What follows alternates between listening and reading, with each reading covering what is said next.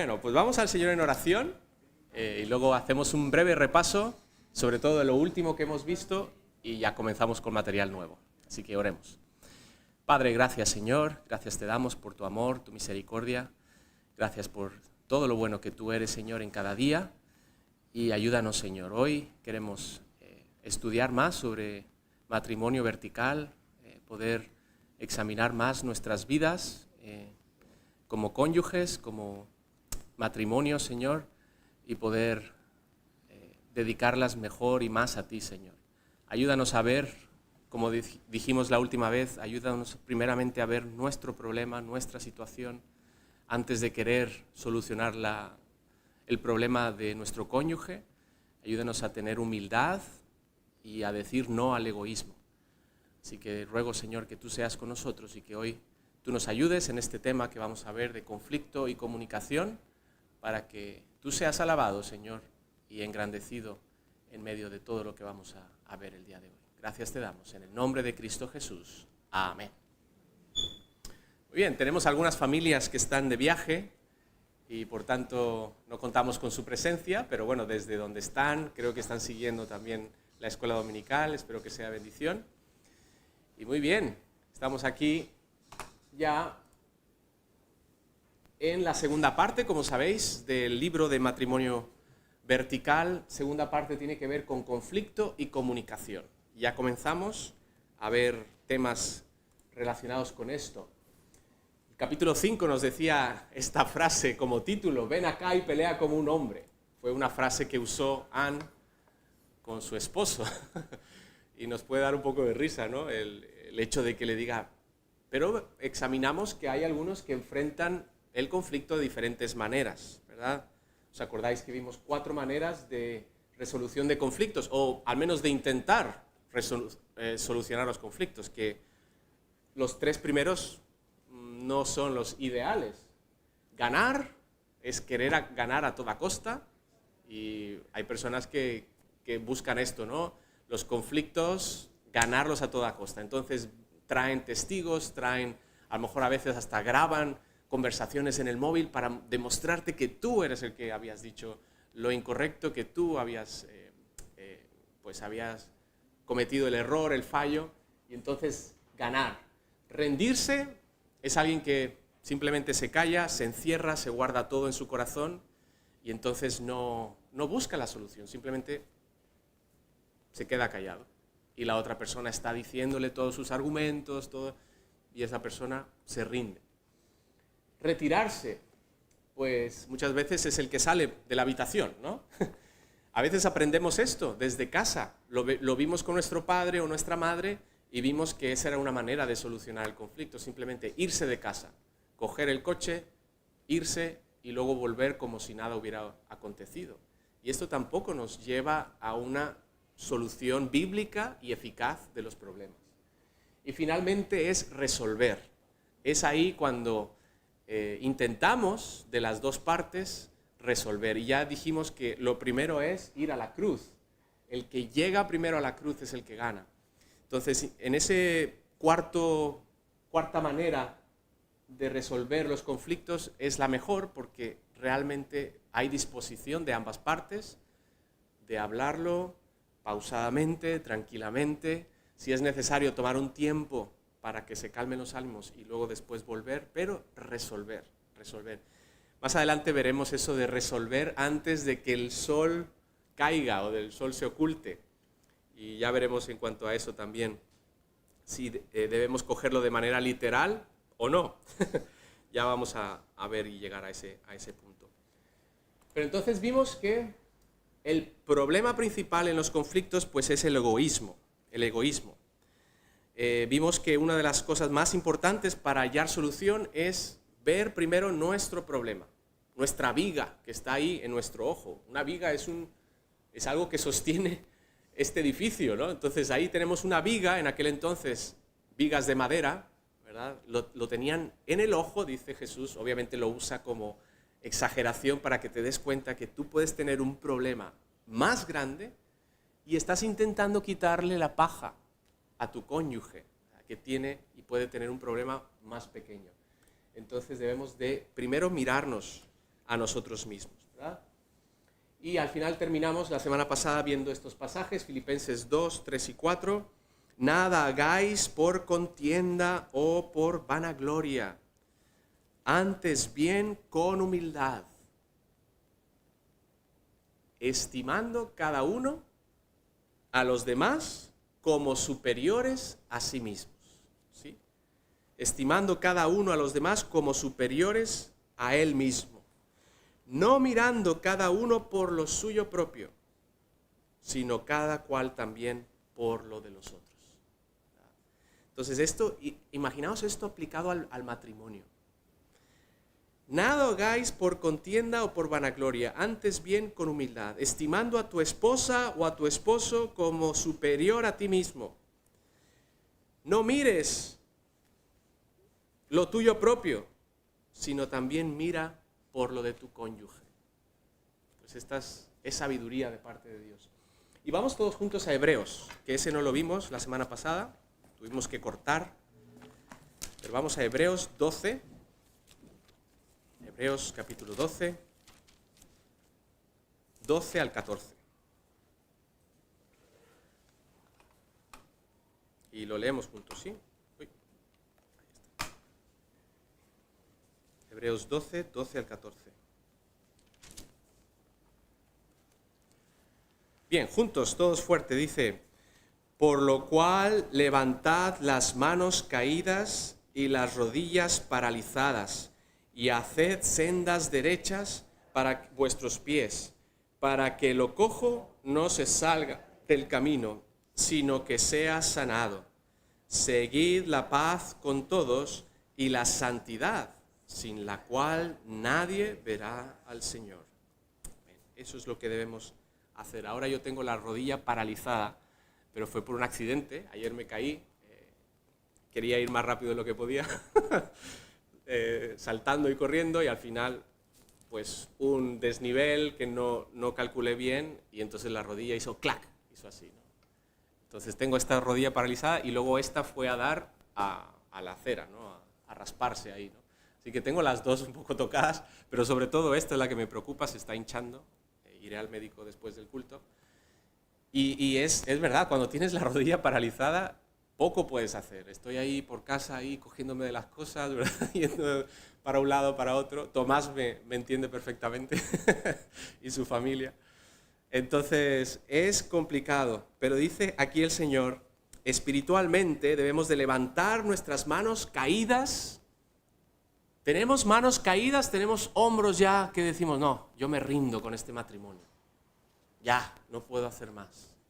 Es que cada vez que lo intento, recibo negativo, recibo lo malo, recibo reproche, recibo quejas. Ya no puedo más. Ahí tenemos las manos caídas, las rodillas paralizadas, no queremos avanzar en la vida cristiana.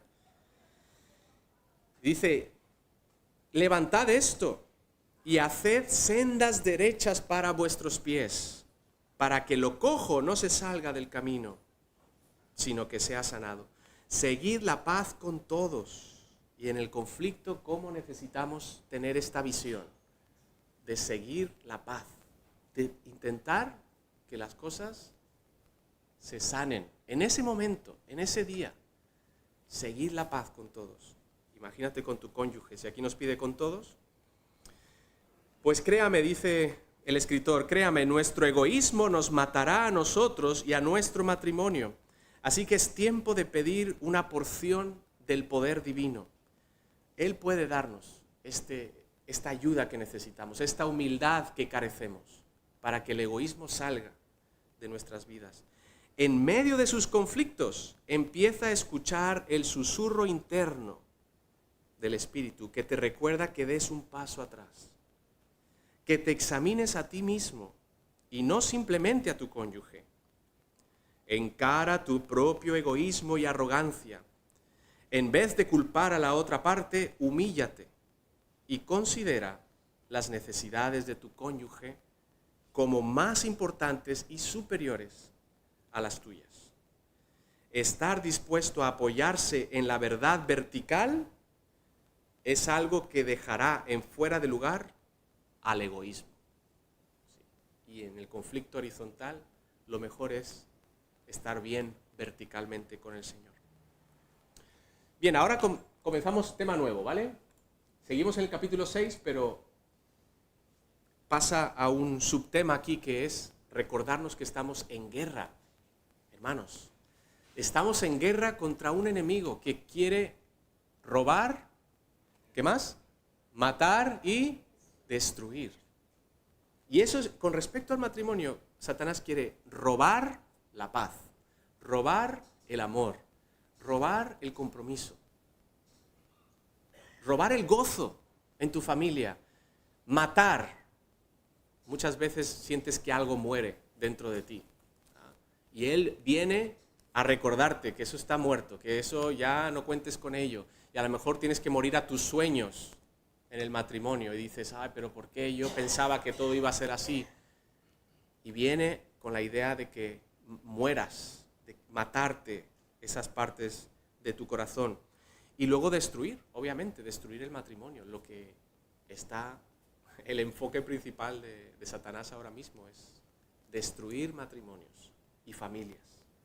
Que los niños crezcan sin padres, sin madres, y que vivan una vida desde pequeños ya fuera del camino del Señor.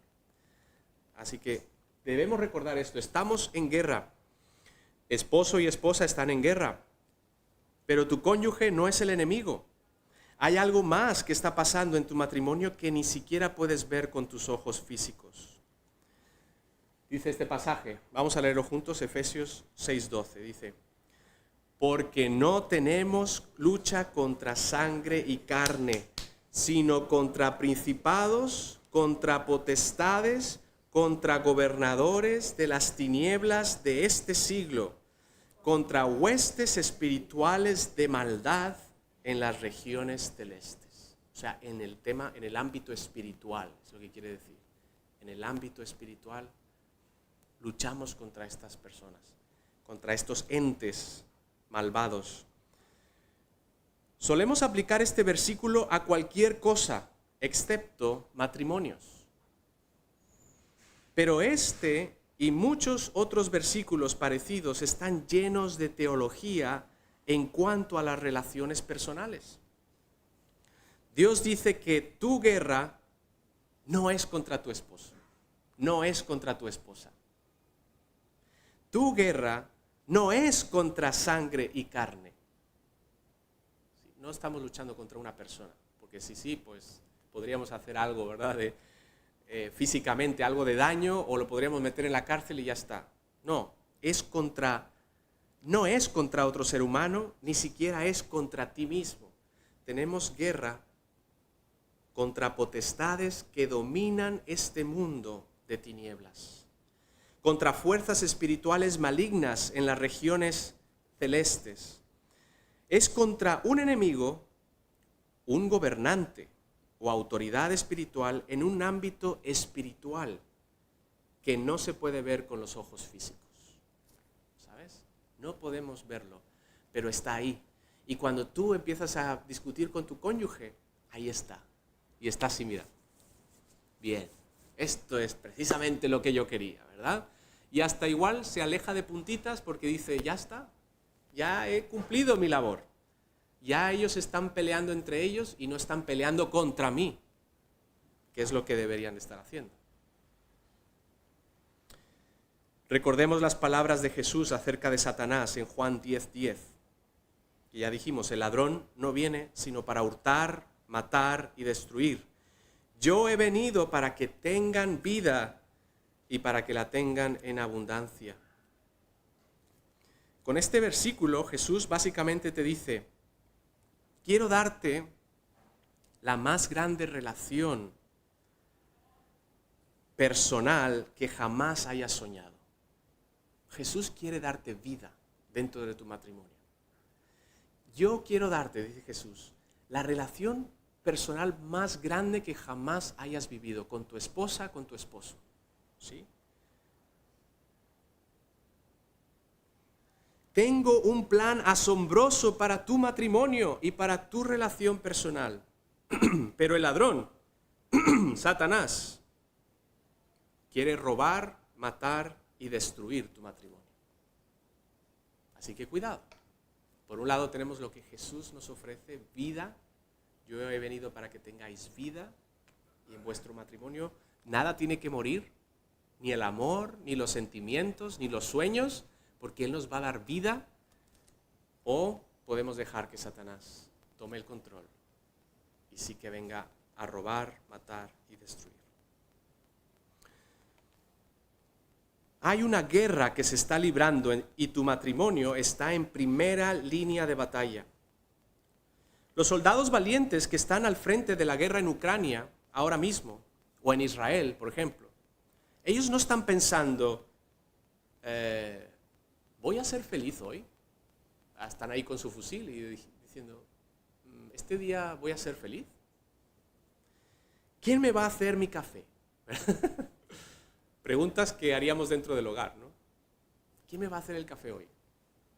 Si estás en guerra, no estás pensando en ti, no estás pensando en si va a haber felicidad el día de hoy o no, o cómo se habrá levantado mi esposo, ¿verdad? El día de hoy. O, por ejemplo, ¿cuánto deseo que mi compañero soldado supla mis necesidades hoy? No, en un frente de batalla los soldados no piensan en sí mismos. Al contrario, estos individuos están pensando en la situación de la batalla, poniéndose sus cascos, cargando sus armas y preguntándose, ¿cuál es la misión para hoy? Aquí estoy, general, capitán, aquí estoy. ¿Qué debo hacer hoy? ¿Verdad? Esa debe ser la actitud. Señor Jesús, aquí estoy. ¿Qué tenemos que hacer hoy? ¿Dónde está el enemigo? ¿Por qué? Porque ellos entienden que están en guerra. Y esto no quiere decir que el matrimonio no sea para disfrutarse. Claro que se puede disfrutar el matrimonio. Pero a la vez tenemos que saber que hay un enemigo y que está en algunas veces aquí, algunas veces allá, está cambiando de estrategia continuamente y necesitamos entonces estar precavidos y pensando en la guerra, no tanto pensando en yo. ¿Quién me va a hacer el café? ¿Quién me va a hacer el desayuno? ¿Me lo va a traer a la cama? O de todas esas cosas, ¿no? Sino pensando en la guerra en sí.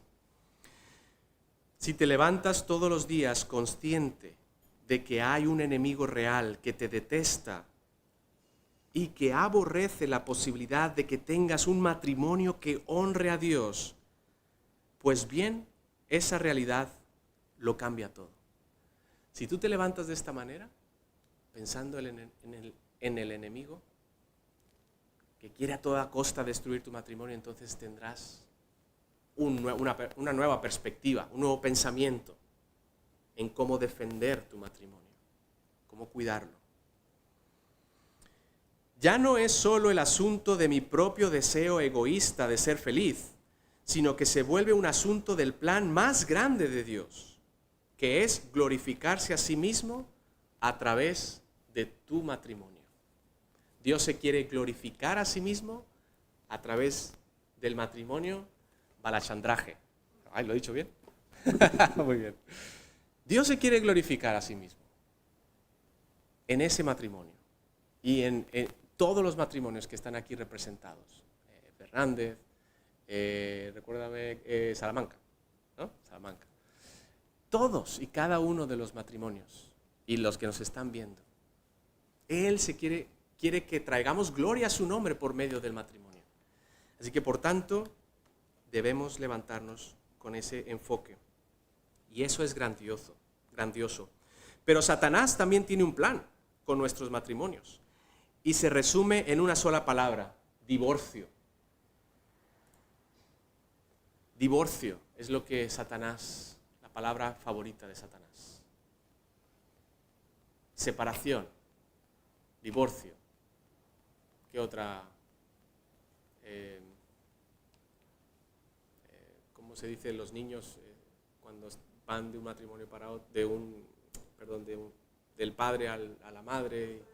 Custodia compartida, otra palabra favorita de Satanás. Para que esto sea lo común y no el diseño de Dios, que es el matrimonio. Un hombre y una mujer en un pacto sagrado para siempre, hasta que la muerte les separe. Él quiere a toda costa que no haya diferencia entre un matrimonio cristiano y uno profano. Eso es lo que quiere. Ya ves, ellos también hacen lo mismo, ¿verdad? Quiere que la gente de afuera diga, pues mira, al final ellos también se divorcian, ellos también se separan, ellos también cometen adulterio. Pues entonces, ¿para qué se casan? Que ya digan que el matrimonio no funciona, ¿verdad? De una vez. Y nos señalan a nosotros. Y eso es lo que Satanás quiere.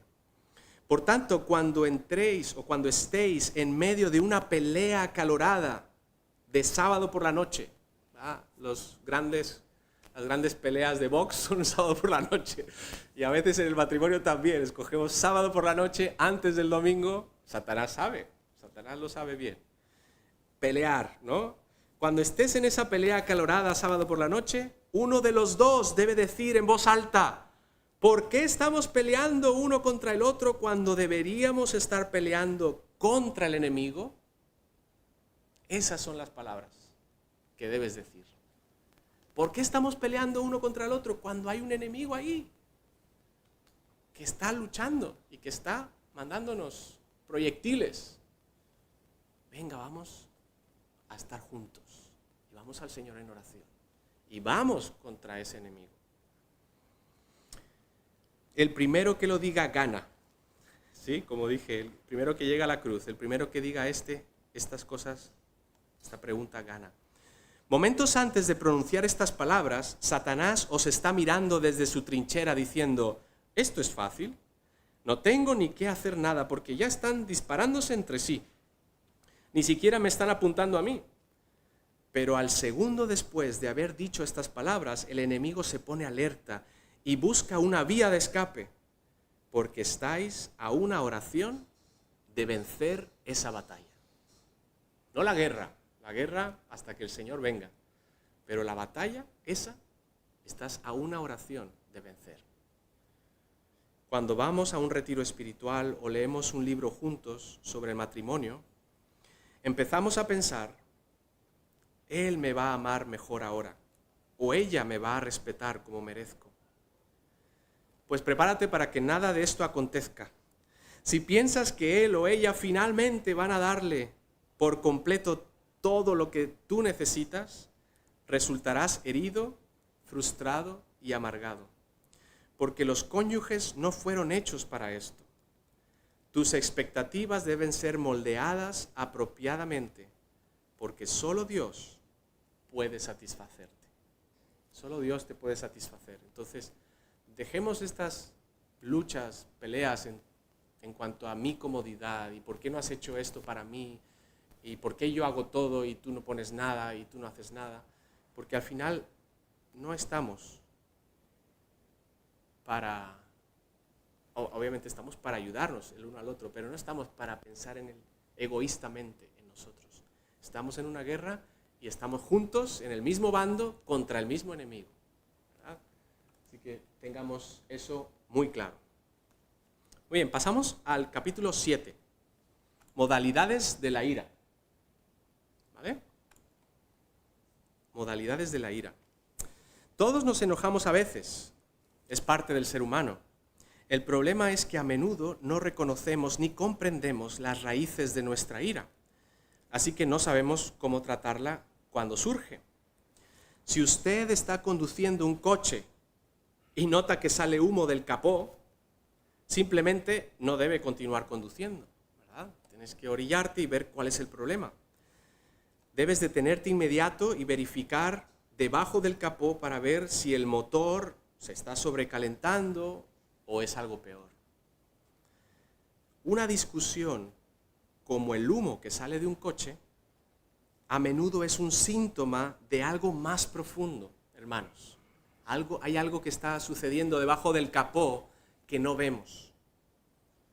Así que cuando la ira surge en el conflicto, y casi siempre lo hace, necesitas abrir el capó y preguntarte, ¿qué está causando este cólera? qué está causando esta ira dentro de mi corazón? ¿Por qué está saliendo esto ahora? Y como en un coche, cuando no encuentras el problema, a veces es necesario llamar a otros amigos a que miren debajo del capó contigo y que digan, oye, mira, está pasando esto, no sé, tú sabes algo de mecánica, tú me puedes ayudar. Pues de la misma manera, a veces, si no sabemos por qué hay ira en nuestra vida, en nuestro corazón, por qué los conflictos suelen traer ira continuamente en nuestro matrimonio, pues pide que alguien lo examine contigo y te ayude. Bíblicamente, obviamente, el pastor sería el más indicado para poder ayudarte, o un amigo cristiano, espiritual, que pueda también traer luz al asunto. A veces llaman la ira la segunda emoción. Bueno, antes de esto, la segunda emoción.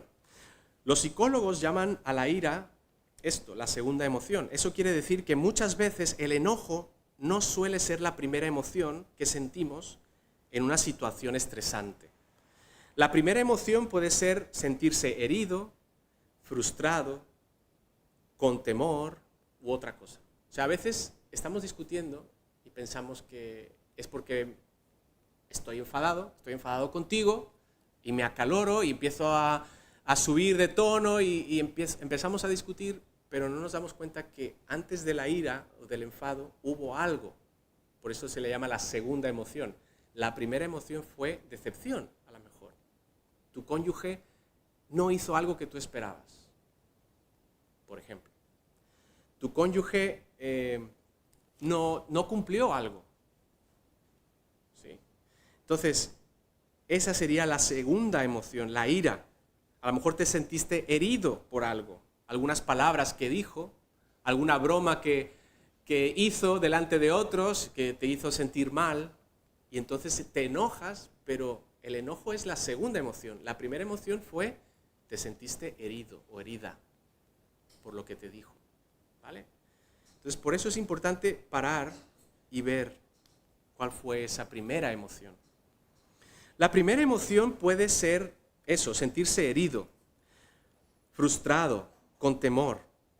Pero nos enojamos porque nos sentimos demasiado incómodos con esa emoción inicial. Por ejemplo, cuando Anne se me acercó para señalarme cosas que debía cambiar, me sentí herido y luego enojado inmediatamente. Pero a veces, como es inmediatamente, pasamos al enojo y no nos damos cuenta de cómo me sentí antes o qué fue lo que provocó esas palabras antes. O cuando mi hijo pequeño de 5 años no podía girar bien el desatornillador, niño de 5 años, y está frustrado el padre, pero es que hazlo bien, que hagas bien, y se enfada y se enoja. Realmente se sintió desesperado el padre. Hubo poca paciencia, desesperación, y lo llevó a la ira. Pero el primer problema fue poca paciencia, que tiene que pedir perdón al Señor. Entonces, eso es muchas veces llamado, la ira es la segunda emoción. Hay otro tipo de ira que es la ira específica situacional. Esta tiene que ver directamente con la situación o circunstancias que la desatan. Por lo general, este tipo de cólera es más fácil de controlar y, de hecho, en ocasiones puede ser constructiva. Por ejemplo, uno puede sentir indignación por una injusticia o cuando presencia una crueldad. Esa es la ira que motivó a Jesús a expulsar del templo a los cambistas en Juan capítulo 2. Él veía que algo no se estaba haciendo bien, de acuerdo a la palabra de Dios. Y entonces va y con ira santa, solemos decir, ¿no? En Jesucristo, pues expulsa. Ahora, tenemos que tener cuidado porque a veces pensamos que estamos haciendo lo correcto y no lo es. Entonces tenemos que verlo bien de parte de la palabra de Dios. Pero muchas veces esa ira específica, situacional, hace su aparición. Otro tipo de ira es la ira desplazada. Yo creo que todos alguna vez caemos en ella. esta ira se dirige erradamente hacia el blanco equivocado. Cuando uno está furioso por una situación en el trabajo y ya en casa le grita a su hijo por derramar la leche en la mesa, por ejemplo. Eso es cólera desplazada. O sea, ya vengo a casa con algo en mi corazón, ¿verdad? Frustrado por lo que está pasando, enojado con un compañero de trabajo, etc. Y cuando sucede algo, suelto la ira. Esa es ira desplazada, porque no es hacia la persona correcta. Yo realmente tengo un problema en el trabajo, tengo un problema con otra persona. A lo mejor, en mi caso, yo puedo haber escuchado de un problema en la iglesia y llego con todo esto en mi corazón a casa y puedo explotar o puedo decir algo que no esté bien. Y entonces eso sería ira desplazada, porque estoy apuntando al blanco equivocado. Pues para las dos clases de ira últimas, la ira desplazada y la ira situacional, he aprendido lo que yo llamo el ABC para manejar la ira, nos dice Dave. El ABC para manejar la ira. La segunda emoción pues es simplemente reconocer la primera que está causando el problema. O sea, estoy enfadado, ¿por qué estoy enfadado? Porque yo tenía miedo en aquella situación y tú no hiciste nada. Tú no me protegiste, tú no me cuidaste. O yo esperaba que tú dijeras esto, que me defendieras y no me defendiste, ¿no? Entonces, para la primera es simplemente ir a la raíz del problema, a la primera emoción y explicarlo, saber explicarlo a tu cónyuge y hablar y arreglarlo. Pero para la segunda y la tercera vamos a ver el ABC de la ira. ¿Vale? Me queda tiempo. El ABC para manejar la ira. Admite tu ira. Pablo dice a los efesios, airaos, pero no pequéis, no se ponga el sol sobre vuestro enojo. Este versículo implica que el enojo es una emoción natural dada por Dios. Airaos, pero no pequéis. ¿Vale? Es algo natural. Jesús se enfadó, tuvo ira. ¿Vale? Airaos, pero no pequéis. No se ponga el sol sobre vuestro enojo. ¿Por qué razón diría airaos, pero no pequéis? Si no es que la ira puede ser hasta cierto punto natural, dada por Dios. Toda persona enfrentará la ira en algún momento, pero eso no necesariamente quiere decir que tenemos que pecar o errar en el blanco. Así que hay que planificar el hacerle frente, pero mejor hacerle frente ahora. Supérala rápidamente, no permitas que se arraigue por dentro. Entonces, primero, admite tu ira. No la dejes ahí, desatendida, porque al final crea raíces y eso va a salir. El enojo no es pecado, pero si no lo reconocemos temprano, puede llevarnos a pecar. Dios sabe todo pensamiento y emoción que tenemos, así que, ¿para qué esconderlos? Sé sincero en cuanto al enfado con tu cónyuge. En el momento en que finalmente admitamos que estamos enojados, es cuando empezamos a avanzar para ponerle riendas a esa cólera. Esto, sinceramente, nos hará avanzar muchísimo en el proceso de hallar solución y paz. Entonces, lo primero es admítelo. Admite que te has enojado, que te has enfadado, ¿vale? Que tienes ira, que has saltado con cólera. Admítelo. Es lo primero. Y no peques, como dice el versículo. Bueno, ahora levantamos las Biblias. Vamos al segundo. Busca tu emoción inicial. Este pasaje es el que ya lo mencioné. Biblias, por favor, y continuamos con la B. Uy, me quedan 5 minutos.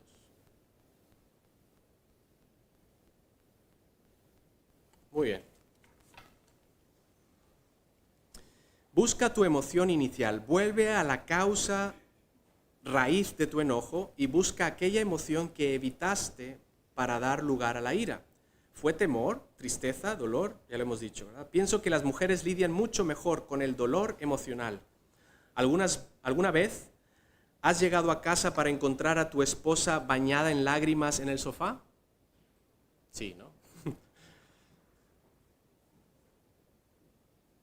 Ahora, pensemos en el esposo. ¿Alguna vez has llegado a casa para encontrar a tu esposo aparcado en el sofá, sentado en el sofá, bañado en lágrimas? Pues no, normalmente no. Las mujeres son más emocionales y a lo mejor lo manejan mejor porque saben sacar esa emoción. Nosotros no la guardamos. Ahí la guardamos y algún día eso explota. Pero las mujeres, porque son más emocionales, sacan normalmente las emociones a flor. Más bien el hombre simplemente reacciona enojado contra ti toda la noche y no sabes qué le pasa. Y él tampoco lo sabe. Pues ahora ya lo sabéis. Algo está pasando, hay ira, hay algo que le ha afectado, pero no sabe cómo decirlo. La mujer sí, más comúnmente sabe y puede identificar cuál fue su emoción primaria, ¿no? Antes del enojo. Pero el hombre a veces nos cuesta más. Es como atarse mentalmente a una extensión eléctrica a la cintura y recorrer hacia atrás para ver dónde está enchufado ese alargador eléctrico. Entonces trata de retroceder por el cable hasta hallar dónde está conectado. Esa emoción de dolor, frustración o lo que sea, es con la que debes tratar en realidad, en vez de estar con ese cólera y esa ira en tu corazón. Una vez que sé cuál es esa emoción, entonces puedo en realidad hacer algo al respecto. Tengo que ser sincero conmigo mismo y admitir que lo que me acaba de decir mi esposa me ha lastimado y que no me siento cómodo con ese sentimiento. Luego tengo que ser sincero con mi esposa. Cariño, eso que me has dicho me ha lastimado. Lo que dijiste me hizo sentir despreciado como hombre. Por eso fue que me descontrolé. Ahora podemos verdaderamente comunicarnos. Mi esposa escucha, yo escucho y juntos empezamos a enfrentar nuestro conflicto. Para la mayoría de nosotros no es divertido ser así de honestos, pero créeme que funciona, dice aquí Dave, el esposo, a los hombres. Así que tenemos que examinar, buscar la emoción inicial. Vamos a Lucas 10, rápidamente. Tengo 2 o 3 minutitos.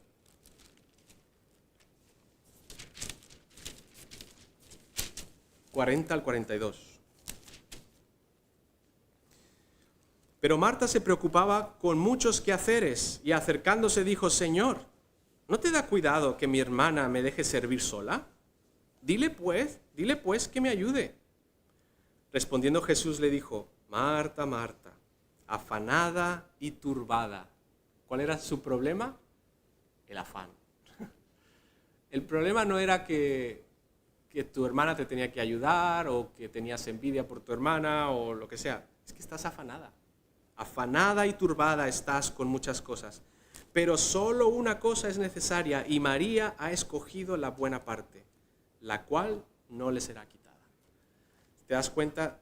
Es un buen versículo para buscar la emoción inicial. En este caso, Jesús lo identificó perfectamente, ¿no? Muy bien, y la C, confiesa correctamente tu ira. Confiesa correctamente tu ira. Podéis abrir en Colosenses 3:8 mientras voy leyendo aquí. Dice: hay maneras correctas e incorrectas de confesar el pecado de la ira. Confesarlo apropiadamente es exponer con limpieza sus emociones y sus errores con sinceridad, gentileza y dominio propio. Ganar control sobre nuestra ira es de suma importancia. Si no retrocedemos a la fuente, continuaremos llevando ese fuego a nuestro matrimonio y lastimando definitivamente a aquellos a quienes más queremos. Ellos merecen de nosotros algo mucho mejor. Así que debemos de confesar correctamente. ¿Qué significa confesar correctamente? Ahí dice Colosenses 3:8. Todos juntos lo podéis leer. Dice: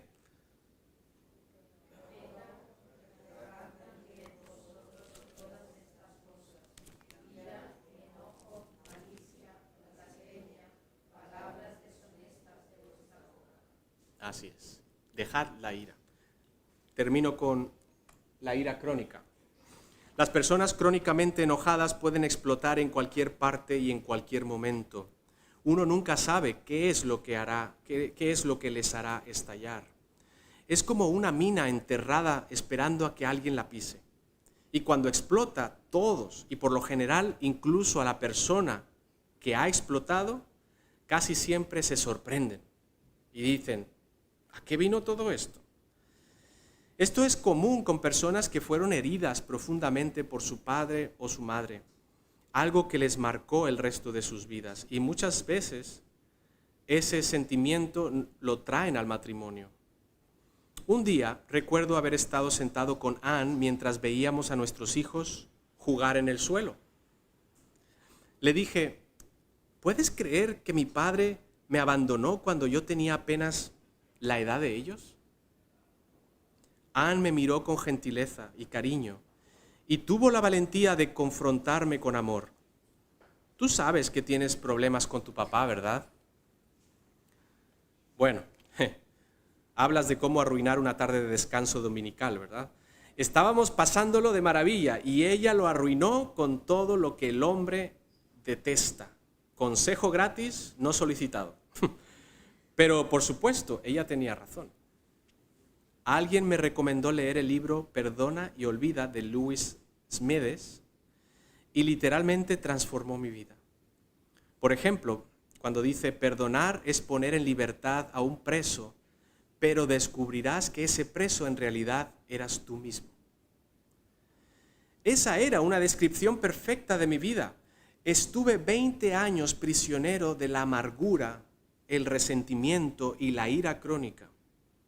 Cuando finalmente tuve las agallas para perdonar a mi padre y decirle que lo amaba, me libré de la ira crónica que había albergado por años. Todos esos años en que yo pensaba que había sacado a mi papá de mi vida, era yo el que estaba encerrado sin poder salir. El día en que perdoné a mi padre fue el mismo en que fui hecho libre para convertirme en el esposo, padre y hombre que Dios había ideado cuando me creó. Pues ese también es el último tipo de ira, que es la ira crónica, aquellos que llevan y trasladan su ira a otras personas. Vamos a orar. Padre, gracias, Señor, por ayudarnos, Señor, a entender más sobre la ira y ayúdanos, Señor, a poder evitarla a toda costa, Señor. Danos tu misericordia, danos tu gracia para poder hacerlo así, Señor. En el nombre de Cristo Jesús. Amén. Adelante.